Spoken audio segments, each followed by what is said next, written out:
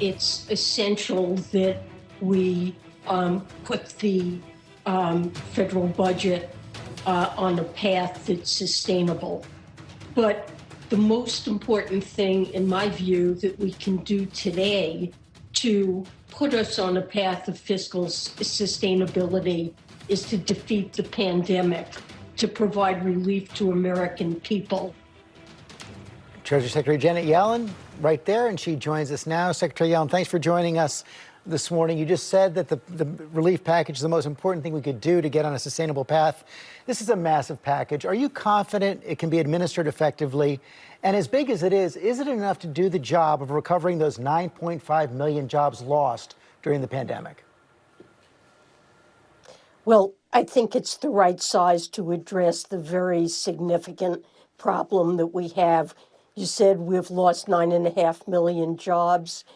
If we were properly measuring unemployment, it would register over 9%.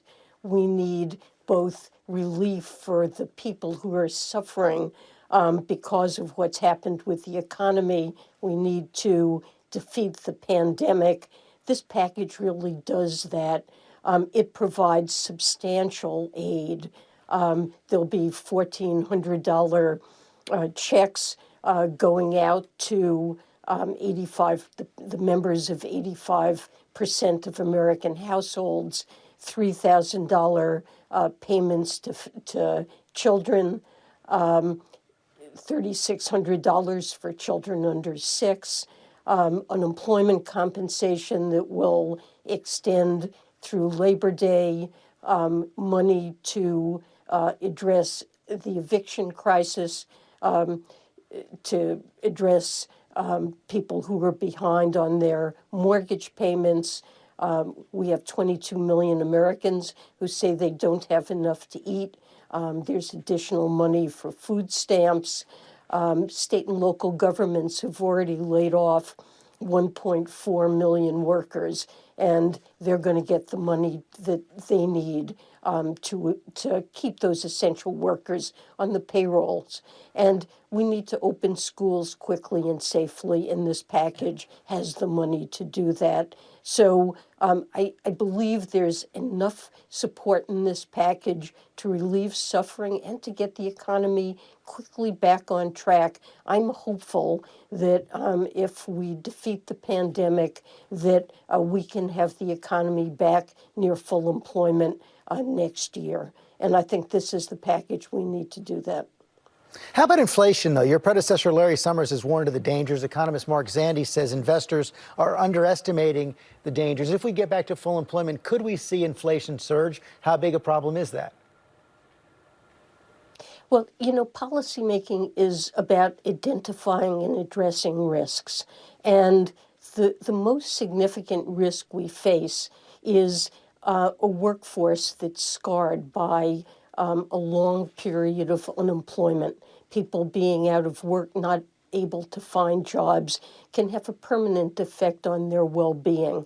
I think that's the most significant risk. Is there a risk of inflation? I think there's a small risk, and I think it's manageable. Prices fell a lot last spring when the pandemic surged. I expect some of those prices to move up again as the economy recovers this spring and summer. But that's a temporary movement in prices. To get a sustained high inflation like we had in the 1970s, I absolutely don't expect that. We've had very well-anchored inflation expectations and a Federal Reserve that's learned about how to manage inflation. So I don't think it's a significant risk, and if it materializes, we'll certainly monitor for it, but we have tools to address it. Back in 2017, you testified that long-term budget projections should keep people awake at night. The situation is worse now. Federal debt expected to exceed GDP for the first time since World War II. So are you getting any sleep? I am getting sleep. My views have changed somewhat about fiscal sustainability, in part because what we've seen all around the world is a trend toward very low interest rates. Interest rates in the United States are much lower than they were in past decades, and you see that in all developed countries around the world. And it reflects structural trends that are not going to disappear soon. And when I think about the burden of debt, I think about it mainly in terms of the interest payments that the government needs to pay on that debt. And in spite of the fact that the debt has increased substantially, interest payments relative to the size of the economy have remained quite low, no higher than they were back in 2007. But of course, we have to make sure that the budget is on a sustainable path, and this is something that we can afford.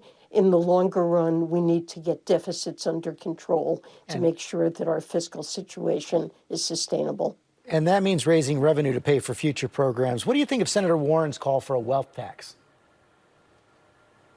Well, President Biden has put forward a number of proposals.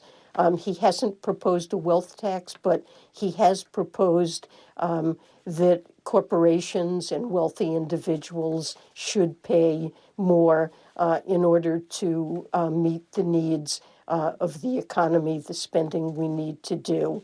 And over time, I expect that we will be putting forth proposals to get deficits under control.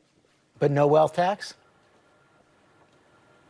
Well, that's something that we haven't decided yet and can look at. But,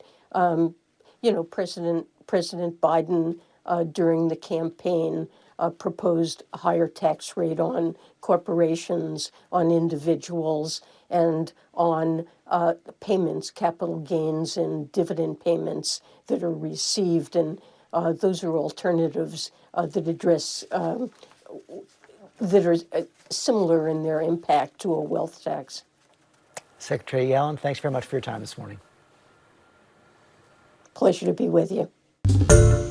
Hi, everyone. George Stephanopoulos here. Thanks for checking out the ABC News YouTube channel. If you'd like to get more videos, show highlights, and watch live event coverage, click on the right over here to subscribe to our channel. And don't forget to download the ABC News app for breaking news alerts. Thanks for watching.